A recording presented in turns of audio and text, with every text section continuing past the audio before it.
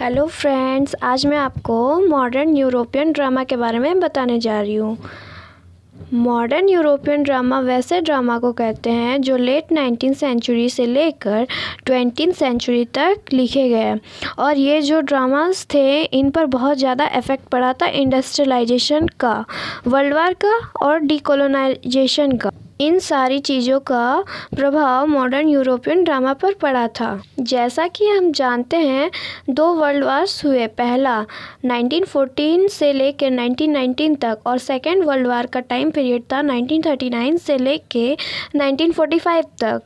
तो यह जो 2 वर्ल्ड वार हुए, इससे लोगों का बिलीफ भगवान से हट गया था। लोग ऐसा मान रहे थे कि भगवान मर चुके हैं और इंसानियत बिल्कुल ख़त्म हो चुकी है। वर्ल्ड वार्स से लोगों के लाइफ पे ही नहीं बल्कि राइटिंग्स पे भी हमें होपलेसनेस देखने को मिलती है।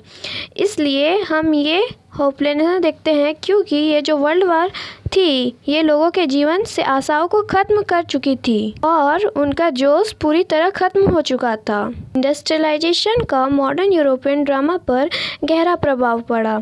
ये जो औद्योगिक क्रांति हुई उसमें बड़े दर्जे के लोग पुअर पीपल को किस तरह दबा रहे थे। ये जो औद्योगिक क्रांति हुई इसमें बड़े दर्जे के लोग पुअर पीपल को दबा रहे थे और अन्याय कर रहे थे और जो लोग थे गांव की तरफ से शहर जाना पसंद कर रहे थे क्योंकि जो लोग थे उन्हें ऐसा लग रहा था कि शहरों में फ़ायदा होगा और गाँवों में रह के उन्हें घाटा होगा। इस तरह से लोग शहर की ओर जाने लगे।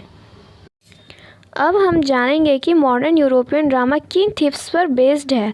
वे ज़्यादा वेल्दी होते थे। मॉडर्न यूरोपियन ड्रामा जो कैरेक्टर्स होते थे उसमें ऑर्डिनरी पीपल को लिया जाता था। साथ ही जो थीम्स थे उनके भी बदलाव 19th सेंचुरी से अलग हो गई।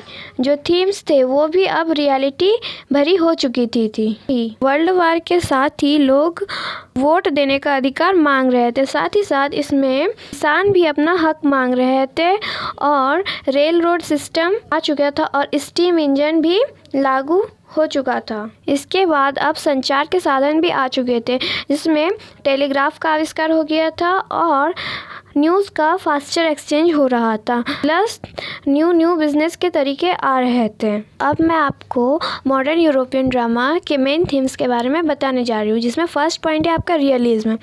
रियलिज्म का मतलब है जो लिखा जाता था उसमें ट्रूथ होती थी।